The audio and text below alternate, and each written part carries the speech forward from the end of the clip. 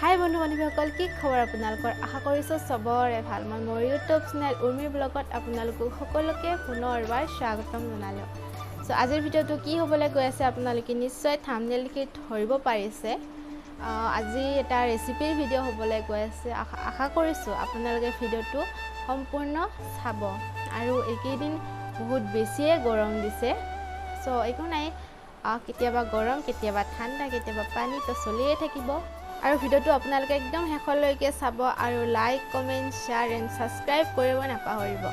আৰু বহুতে মোৰ ভিডিঅ' চাই কিন্তু মোৰ চেনেলটো ছাবস্ক্ৰাইব কৰা নাই, তেওঁলোকক কৈছোঁ আপোনালোকে প্লিজ মোৰ চেনেলটো ছাবস্ক্ৰাইব কৰিব। আপোনালোকে মোৰ চেনেলটো ছাবস্ক্ৰাইব নকৰিলে, মৰম নিদিলে আৰু ছাপোৰ্ট নকৰিলে মই কেতিয়াও আগুৱাই যাব নোৱাৰিম। সেইকাৰণে কৈছোঁ প্লিজ আপোনালোকে মোৰ চেনেলটো ছাবস্ক্ৰাইব কৰি দিব। এতিয়া আৰু বেছি কথা নাপাতি ৰেচিপিটো বনোৱা ষ্টাৰ্ট কৰোঁ। বন্ধু বান্ধৱীসকল, মই কচুখিনি বাকলি এৰুৱাই কাটি ধুই পাখলি একদম ৰেডি কৰি ল'লোঁ। তাৰপিছত মই কচুখিনিত বেছি বস্তু নিদিম, এটা পিঁয়াজ, তাৰপিছত কেইটামান জলকীয়া আৰু নহৰু এটি থেতেলি লৈছোঁ। এতিয়া তেনেহ'লে বেছি পলম নকৰি আমি বনোৱা ষ্টাৰ্ট কৰোঁ। কেৰাহীটো মোৰ গৰমে আছে কাৰণ মই জাষ্ট মাছ ভাজিলোঁ। এতিয়া মই প্ৰথমতে পিঁয়াজখিনি ইয়াতে দিম।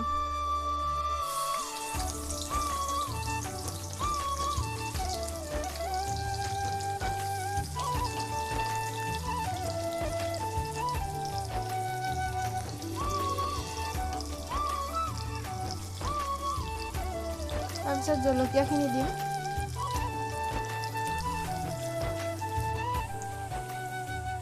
এইবাৰ মই কচুখিনি ঢালি দিম।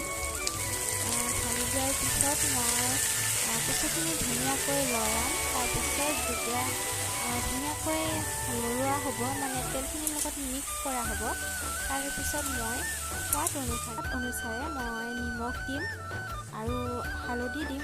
আপোনালোকে আপোনাৰ নিজৰ সোৱাদ অনুসাৰে আপুনি কিমানখিনি খায়, সেই অনুসাৰে আপোনালোকে নিমখ আৰু হালধিখিনি দিব।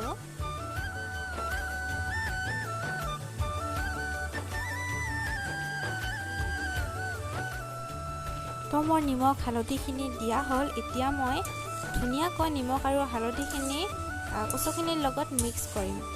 আৰু মিক্স কৰাৰ পিছত মই অকণমান সময়ৰ কাৰণে ঢাকি দিম।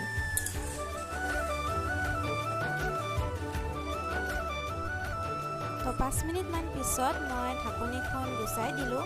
আৰু ঢাকনিখন গুচোৱাৰ পিছত মই অকণমান লৰাই দিলোঁ আৰু তেনেকৈ অলপ টাইম মই লৰাই ৰাখিছোঁ।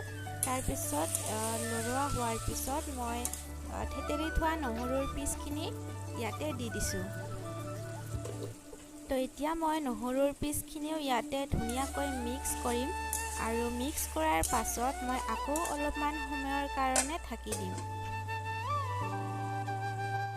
আকৌ মই 3 মিনিটমান পিছত ঢাকনিখন গুচাই দিলোঁ। আৰু গুচাই দিয়াৰ পিছত মই অকণমান লৰাই মাছৰ মাথাটো দি দিছোঁ। কাৰণ মাছৰ মাথাটো দিলে মাছৰ মাথাটোৰ পৰা তেল ওলায়।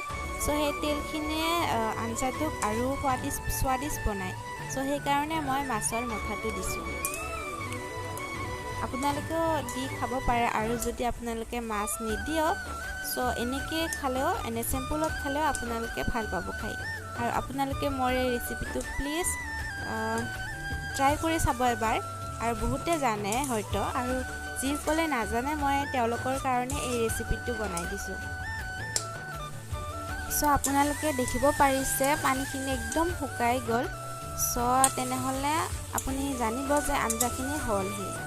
আৰু আপোনালোকে আঞ্জাখিনি একদম মিডিয়াম জুইত দি বনাব, বেছি জুই নিদিব, একদম মিডিয়াম জুইত দি বনাব। এতিয়া আমাৰ আঞ্জাখিনি একদম ৰেডি হৈ গ'ল। আজি আমাৰ দুপৰীয়াৰ খানা এইটো কচুটো ধুনীয়া হৈছে ন দেখাত, খায়ো একদম টেষ্টি হৈছে কিজানি।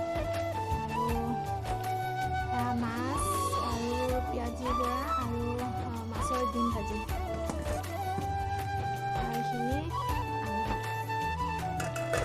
এইখিনি আৰু কচুটো আপোনালোকেও টেষ্ট কৰি চাব। যদি ভাল লাগে তেনেহ'লে মোক কমেণ্টত জনাব।